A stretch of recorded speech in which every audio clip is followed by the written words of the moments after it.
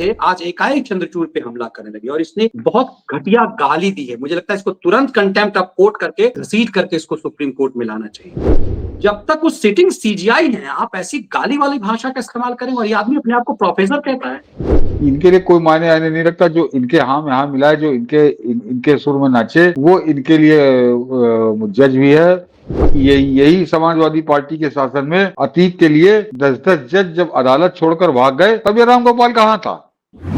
Sir, Samajwadi party में कहा जाता है एक पढ़ा लिखा आदमी है ना, और आज उसने चीफ जस्टिस ऑफ इंडिया के लिए जो पब्लिकली जो शब्द का इस्तेमाल किया है ना, वो और हम और आप पब्लिकली बोल नहीं सकते। उसको ब्लर किया, इसका मूल वीडियो सुन लेंगे लोग। मुर्दों को तो भूत बन जाते हैं, जबले के पीछे पड़ जाते हैं। Don't talk these problems now, they आपको दे आर कौन प्रॉब्लम, सब कहाँ है वो?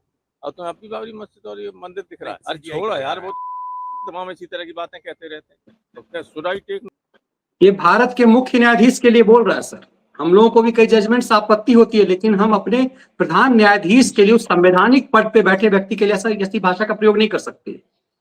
आज चूंकि सीजीआई ने राम मंदिर पर ये बोल दिया अपने गांव में कल जाकर के कि चूंकि हम और आप जानते हैं कि घोर सनातनी है सीजीआई चंद्रचूड़, और वो अपने गांव में बोले कि जब मैं 3 महीने से सुन रहा था तो मैं उन भगवान राम के शरण में जाकर बोला कि न्याय करवा दो, आप ही कुछ करोगे, मैं कुछ। और सब जानते हैं, मैंने चूंकि शुरुआत में कहा, इस जजमेंट को लिखा ही चंद्रचूड़ ने।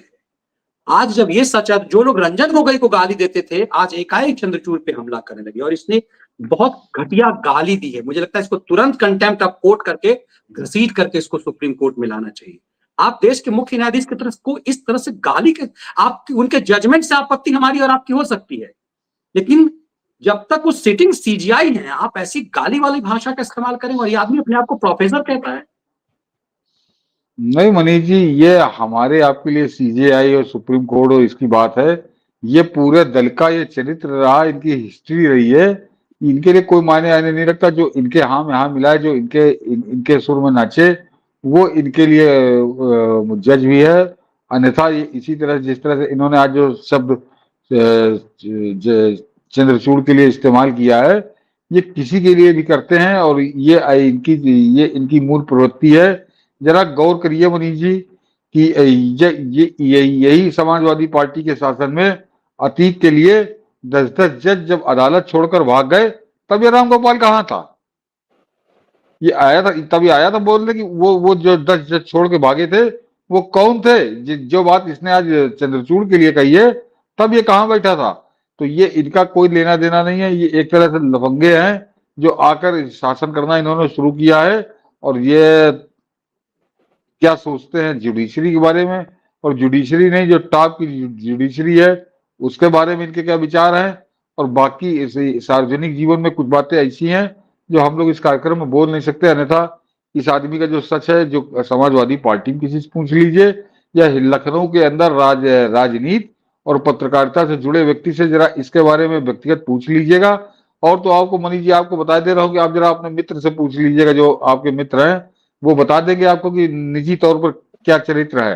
तो वो क्या कहूँ इनके लिए, क्या कहूँ इनसे। लेकिन आज जो प्रधानमंत्री मोदी ने कहा 125 दिन, तो 125 दिन में गिंडी गैंग के कपड़े भी उतर गए। ये वही आदमी है, जरा दर्शक गौर करेंगे, ये राम गोपाल यादव वही आदमी है जो संविधान बचाने घूम रहा था, जो हिंदुस्तान का संविधान बचाने के लिए घूम रहा था, और आज की तारीख में सार्वजनिक रूप से सड़क पे खड़े होकर देश के चीफ जस्टिस को गाली बक रहा है, बाकायदे माइक लगा के। तो आप सोच लीजिए कि ये संविधान बचाने जो निकले थे, तो ये पाखंड कर रहे थे। कितने सच्चे संविधान के चौकीदार हैं और कितने ये संविधान के हत्यारे हैं। ये अपने आप आज जो है वो जो प्रधानमंत्री मोदी आज जब 125 दिन बता रहे थे, तो आज 125वें दिन ये भी हो गया।